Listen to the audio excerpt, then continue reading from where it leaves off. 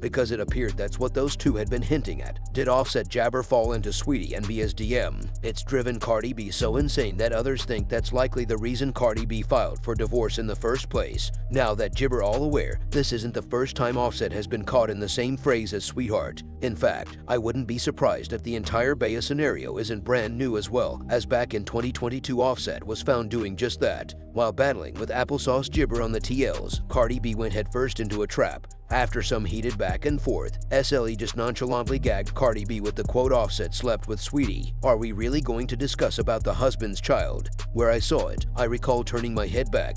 It was also one of those few occasions where Cardi didn't really have a response for Barb because her defense for Offset hadn't been jabber by any papaya. She was essentially jibber that SLE was lying and that he had no receipts, but do we really need them given that the Offset roster for today speaks for itself and it is quite embarrassing for Cardi B. Regarding the city scenario, I don't think she believed what Cardi was saying to everyone, even if she was trying to refute the rumor that Jibber hadn't slept with Offset. I mention this because Card has a really horrible history of provoking women who make the fatal mistake of having an affair. She's even supposedly sent Jabber to beat up some of his side chicks. Nothing has been proven, but because Saweetie Jibber the kind of person who can just send goons when they get famous, I don't believe in coincidences. But the way the entire Nicki Jabber transpired tells you all you need to know. She would catch a case.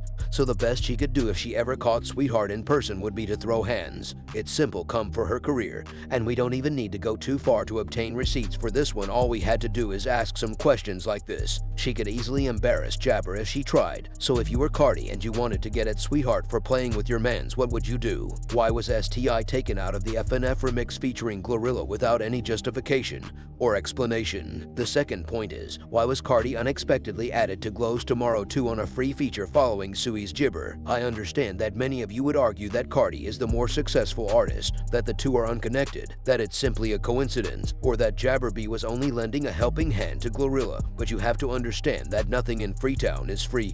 Everything has a cost. If I were Saweetie, I am Jibber that Glorilla was likely forced to pick between having SETI on her song and a free feature by Cardi. Fans have been claiming for a long time that Cardi B and Atlantic Records ruined Saweetie's career, and I'm not the only one. You could be thinking, but Saweetie hasn't said anything about this, and I would respond, yeah, she hasn't because she's not the type to cry when the ops get to her. For her, that meant throwing Jibber at Cardi and her fears, which led to the weirdest episode that has ever happened. Developed after Cardi B's incident at the Vanity Fair Oscar party, in which fans accused her of photoshopping and Jabber images didn't match the pictures she was uploading. Nicki had a chip and threw in her 2 cents to fan the flames, but it was Sweet who really set the house on fire when she uploaded a photo of Jabber to Getty Images with the comment, "I don't need any edits." You all need to realize that.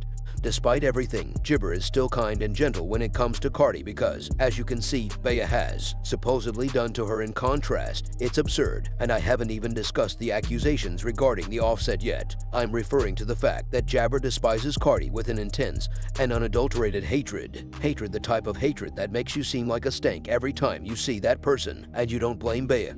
Jibber been claiming for a long time that C has been imitating her in the booth and on the red carpet. Fans couldn't help but note that the Jibber that Cardi utilized resembled B's Fall Back, which he released just before Cardi launched the song. One of them commented, "But BIA is definitely on Card's mood for it a lot." Jibber, it wasn't all that shocking when their feud escalated into a full-fledged conflict in the booth and BIA didn't hold back when it came to DZ's stupid remix. I hear B's popping, so that's what I rapped. I find it Jibber that you claim you're sprinting down but you can't walk to the rhythm. This is a clear allusion to the time when Cardi B mentioned during the 360-degree segment with Speedy Mormon that she was having trouble rapping on Ice Spice's Munch beat, but she didn't stop there. She continued, "Jabber, I hate a sneaky Nike, pick a side if you want to get up," and that she could never switch on her phone only to cry on live television. She was pointing out the moment that Cardi broke down on Instagram Live about her conflict with Offset after, "With me tell a B that we outdoors." He betrayed her for the 53rd time in a row, as you are all aware, but she jibbered by joining Glorilla and creating a remix for her verse party, proving she was a sub.